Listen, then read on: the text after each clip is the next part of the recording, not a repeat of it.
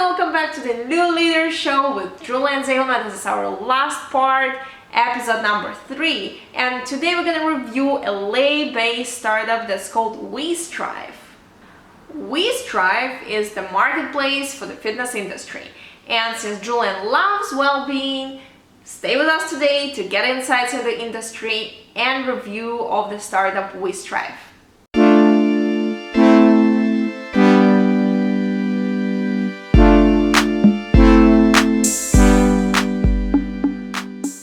We're on to WeStrive. Well, I think there's a bit of a dated name. I think in the aftermath of the WeWork fiasco, I think anything with we, unless it's a we fail, is probably not going to get many investors excited. So I would think about rebranding. But let's still take a look, right? Because with WeWork, it's kind of like a we invest, we lose. There's anything with so we. many jokes around. There's a lot of jokes. We became a thing. We really did become a thing, which talk about brand value, positive or negative. There is brand value right there. But so WeStrive is another marketplace, and it goes by, hey Julian, WeStrive is the first marketplace for the personal training industry. Okay. Talks about the software, so it sounds like it's really a CRM software as a product, a mobile app that allows users to find fitness plans, connect with personal trainers, engage with personal trainers, etc. I like it. It's not bad.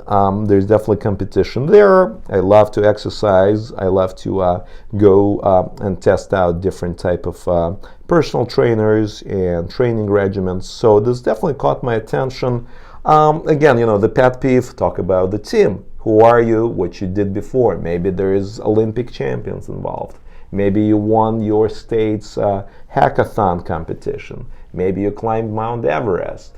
Maybe you have the biggest collection of comic books in the state of Indiana. Anything, right? Like, give me a reason to want to get to know you better. Pretty much like on a CV, right? When you're applying for a job, you have to state something that puts you on top of other candidates. Right, exactly. I mean, imagine a CV imagine a cover letter or an email applying for a job that would be anonymous. That would say, dig, really dig and find that, right? When it's anonymous. So big pet peeve. So again, before I go to the deck, a couple of biases. I'm thinking, nice niche, a lot of activities there with exercise tech lately, with Peloton, with the proliferation of different type of clubs and subscription-based businesses. The research is in Americans and people worldwide are exercising more than ever before in our history. That's great. People are spending a bigger portion of their disposable income, especially the 20 to 40-year-old category, on exercise, and that's also great. But I'm also thinking that there's a lot of competition here, and so I'm very curious to see two things. I'm very curious to see the team on the deck and the traction, if there is any. But I'm opening up the deck, and even if we weren't here today and that wasn't part of the exercise, I would still open up the deck. I would open the deck because it's an interesting space. I like it. Personally, I kind of like it. I like the space. It's a consumer space, but it's a consumer SaaS space where it's a pretty clear model for how to grow. And then the question is, well, do you have the growth, the growth skills and the team and the product that's sticky, that users like, and you expand. So also, before I jump into it, another kind of like light bulb that lights up is, well, who's going to pay for the party? Because with any type of marketplace or any type of consumer app, you got to remember that it's a delicate balance between, how are you going to monetize? So, for example, if you charge a service provider to use an app, your app better get them either more customers or get them paid faster or somehow make them more money immediately, because small business owners, freelancers, folks who run basically like a professional, like a fitness training practice, etc. It's not an enterprise that's got a big IT budget, right? Even me running a small venture capital fund, I get inundated with all types of professional software products, etc. And my first question is, what is it going to do for the bottom line? So I'm kind of curious. So who is WeStrive going to charge? Because if they're going to charge the trainers, that might be very difficult to pull versus charging the consumers. Let's go through. So market validation. So size of the market, good. It's a large 9 billion total addressable market. 350,000 certified personal trainers in the U.S. alone. If you're doing something for trainers, at 350,000, that's a small market.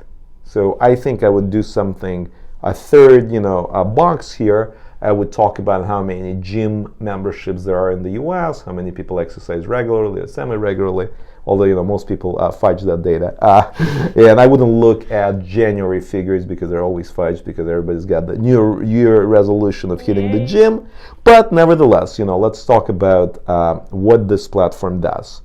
So it sounds like there is no platform for personal trainers to manage and grow their business online and from a mobile app.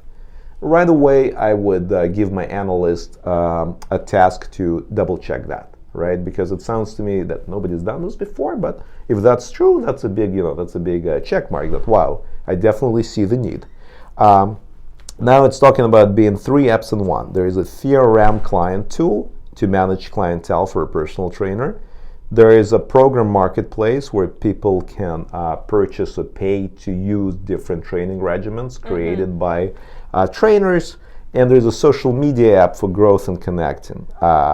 So looking at this, I really don't like complicated products, especially early on, and I'm also thinking about the relative value of the different features here. The CRM client tool, I can see that something done specifically for the fitness industry could be useful. A program marketplace, there's a ton of different free resources, freetrainers.com, online trainers, there's apps, there's a lot of different things out there. YouTube by the end of the day. YouTube, exactly, by the end of the day, so that one doesn't get me excited. Social media app, whenever anybody's talking about launching a social media app within an app, it's almost a dead end because you gotta go where your audience is. Your audience is increasingly on Instagram, TikTok, the trailing end of it is on Twitter, the trailing end of it is on Facebook, but you really got to go where your audience is already, okay? So it gives me nice screenshots of the trainer dashboard. So it looks, what basically like basic CRM, no surprises here. Looks what you can do. There are tabs for fitness, tabs for social. Now we're going to talk about the business model. So the business model is a bit hybrid, which also, gives me some pause. So it's both a marketplace where people can create and sell fitness programs, which again, I'm not excited about, and marketplaces are notoriously hard to achieve. And in this particular case, the WeStrive team will be competing with all the free solutions and all the exercise apps and the solutions that users paid for already, right? So you're telling somebody to, cancel their active subscription or cancel their free subscription or stop looking online. So I might be a bit of a dinosaur, but I, for example, use the same resource I started using in the late 90s. It's still free. Now it has a mobile app, and it works just fine for what I do in terms of exercising. So now we look at their second idea, which is basically a client relationship management, a CRM. $32 a month per trainer to use the service. At that level, I think for this particular demographic, it's expensive. Because if I'm a trainer, if I'm very busy and I run a gym, I could probably spend, $300 a year. If I've got a handful of customers, unless you get me more customers and more money, or I get paid quicker, there's some other way to increase my revenue, I'm not paying $32 a month, which is a gym membership, by the way, to manage my handful of customers better. So, and your time is also not really scalable as a personal trainer. So you can get as many clients. Exactly. So typically you only get as many clients as you can handle. I know that whenever I hire, I've seen the gamut from, a little brown book and a calendar where, they jot notes to Google Calendar. So I don't know if the problem is that, that big. So now I'm looking at the team. I see that, the founder is a celebrity personal trainer, has a following, has a website, has different type of certifications. I'm looking at the different channels. I'm a little bit concerned that so now there is a team where I'm looking who the CTOs are. Okay, so there's a founder, there's a CTO, which is great. There is a couple of customer experience leads. There are advisors. It's a good team. It's not a bad team. There's some celebrity trainers. There's competition. Again, pretty crowded space. There is revenue projections, which important to talk here that most and foremost, the projections, I really don't look at them because they're projections. All I'm interested about is historical data and growth trends. So I dissect, if you have some traction, I want to take a look at what the traction is, what is the growth, what is your customer acquisition cost, what is your long-term value. Basically I want to find out if you throw money into this business, if you put fuel on the fire, how fast is it going to go? Right. And fundamentally, is this a sustainable business where you're going to become profitable? Because there's a lot of businesses there that could go indefinitely as long as they're burning VC money, but they're never going to flip and become profitable. So on that point, it's a tricky part. There is a belief that every investor wants to see the hockey stick. The hockey stick, yeah. In the app, even in the deck. So, and often founders put as the hockey stick projections. Yeah. And usually it's like, we're here right now, but in 6 months we're going to get there. Yeah. So should they put the projections at all, or should they just focus on the traction they already got? That's a very good question. I get asked a lot. Like anything else, everything you put forward, whether in electronic pitch, like email and deck, or in in-person meeting, is really due diligence for me. It's a reflection on the founder. When I look at projections, they're high, but they're realistic, and I see that whoever did them has experience and understands how to build financial statements and financial projections. I still chuckle and say that there's no way to know, right? It's like there's no way to know whether I'm going to win the US Open in 5 years or not. I might become a tennis player and win. It's unlikely, and I might not. We don't know that today. So if the projections are done in a way that's just completely bizarre, or there's no logic to it, or it's extremely low, that somebody really in their heart believes that this business is going to generate $2 million in the next 5 years, that's a red flag. Most of the time I glance on the projections just to see that they know how to play that game. They understand how projected revenue works, etc. What I'm mostly interested in is the stage. Where are you today? From what, and please do correct me if I'm wrong, but from what I see right now, is if they're pre-launch. I don't believe that maybe they launched, but I don't believe that they have any user base or revenue. So that's is that the correct? thing. That's what I know from the Yes. insider Yes. sources. They already have several thousand users and 40 trainers. Okay, 40 But again, trainers, we don't see. Yeah, exactly. So that's something that I would put like up front in my email. Right, exactly. So I also want to say another thing. Yes, so you're very correct, because what happens is you get your deck done. The problem is early stage fundraising takes a very long time, Right. and founders don't always update the deck. My philosophy when I was an entrepreneur, in one company, I think by the time we closed their Series A, we were on deck version 37, right? Because things are constantly changing and there's new data. So I would update it if they have traction. What I do like though, I really like the fact that they've got a couple of addendum slides, which talks about the subscription model and breaks down the pricing and the different tiers. That's good. That gives me an idea of how the revenue looks like.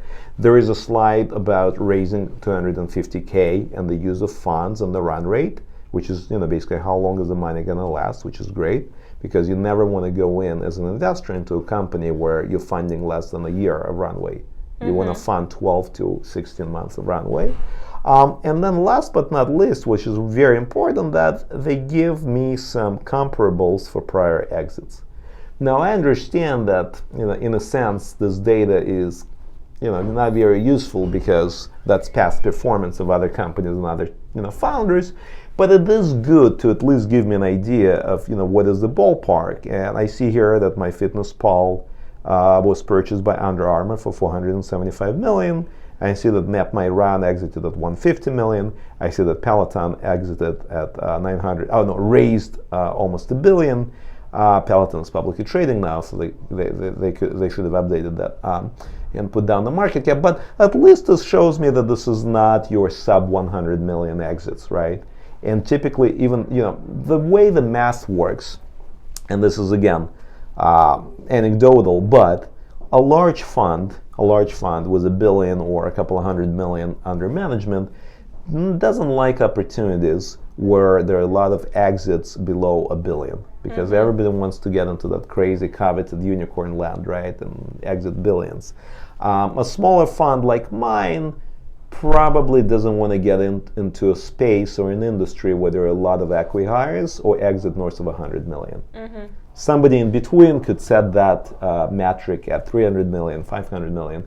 But basically I want to know that if I get super lucky, the money is worth it, right? Because I don't want to spend 5 or 7 years. For, right? Yeah, what am I risking? Am I risking to be a shareholder in the company for 5 to 7 years, and then the company sells for $20 million after raising a bunch of money, and nobody's getting anything or getting a very small return? Or am I risking it for a potential opportunity to be part of a multi-billion-dollar exit, right?